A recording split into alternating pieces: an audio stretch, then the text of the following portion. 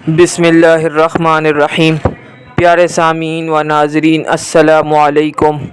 عام الرمادہ 18 ہجری کے سال آسمان نہ برسا، چراگاہیں خشک ہو گئی، زمین سیاہ معلوم ہوتی تھی، جب کہ ہر سو دھول اڑتی تھی۔ قحط نے اہل حجاز کی چولیں ہلا دی۔ لوگ جوگ در جوگ دارالخلافہ کو درخت سفر باندھنے لگے اور بھوک سے ستائے لوگوں کے قافلے یک کے بعد دیگرے مدینہ منورہ پہنچنے لگے۔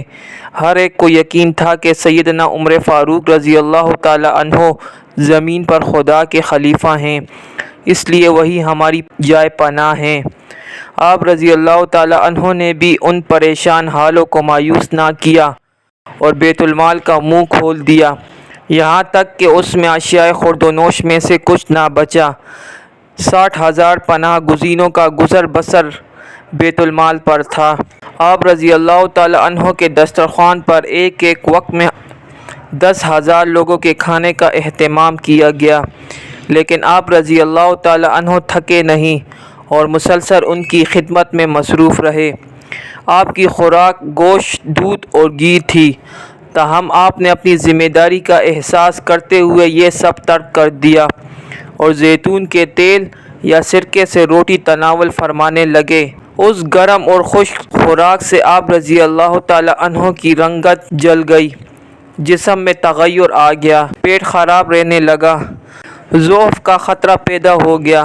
لیکن اس مشکل گھڑی میں آپ رضی اللہ تعالی عنہ پوری ذمہ داری سے اپنے عوام کے ساتھ اظہار یکجہتی کرتے رہے۔ آپ رضی اللہ تعالی عنہ دن رات مدینہ منورہ کے طول و عرض میں گشت کرتے تھے۔ ایک شب آپ کو نہ کوئی مانگنے والا دکھا، نہ کسی کے ہنسنے بولنے کی آواز سنائی دی۔ آپ نے حکام سے وجہ پوچھی تو معلوم ہوا کہ بیت المال خالی ہونے پر مانگنے والوں کو منع کر دیا گیا اور لوگ خالی پیٹ ہونے کے باعث خاموش ہیں۔ یہ سن کر آپ رضی اللہ تعالی عنہ کو اپنی اور ان کی بے بسی پر بہت افسوس ہوا۔ حالات اتنے بدتر ہوئے کہ لوگ اور مویشی بھوک سے مرنے لگے۔ وحشی جانور آبادیوں کا رخ کرنے لگے۔ بحیثیت حکمران آپ کو اپنی ذمہ داری کا مکمل احساس تھا، اس لیے آپ رضی اللہ تعالی عنہ احساس ذمہ داری کے بوجھ تلے دبے الگ تھلگ رہنے لگے۔ آپ نے نماز استسقاء کا اہتمام فرمایا اور نزول رحمت کے لیے رسول اقدس صلی اللہ علیہ وآلہ وسلم کے چچا محترم سیدنا عباس بن عبد المطلب رضی اللہ تعالی عنہ کو ساتھ لے کر گئے۔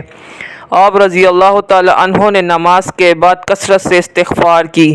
لوگوں نے تعجب کیا کہ آپ نے باران رحمت تو مانگی ہی نہیں۔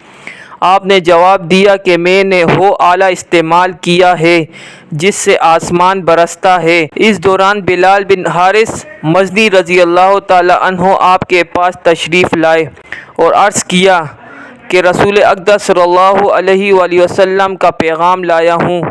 رسول اقدس صلی اللہ علیہ وآلہ وسلم نے آپ سے فرمایا ہے کہ میں تو تمہیں دانش مند چھوڑ کر گیا تھا اور تم ایسے ہی رہے، لیکن اب تمہیں کیا ہو گیا؟ آپ نے یہ خواب سنا تو فوراً نماز کی منادی کرا دی۔ آپ 2 رکعت باجماعت پڑھا کر کھڑے ہوئے اور لوگوں سے یوں مخاطب ہوئے: لوگوں، تمہیں قسم دے کر پوچھتا ہوں کہ تمہاری نظر میں میرے طرز عمل سے بہتر کوئی انداز ہے؟ لوگوں نے جواب دیا: خدا کی قسم کوئی نہیں ہے۔ آپ نے فرمایا: بلال بن مزنی یہ پیغام لائے ہیں۔ لوگوں نے کہا: انہوں نے سچ کہا۔ آپ پہلے خدا پاک سے پھر اس کے بندوں سے مدد مانگے۔ یہ سن کر آپ نے شام اور بصرہ سمیت خلافت کے طول و عرض میں گورنروں کو مدد کے پیغامات بھجوائے۔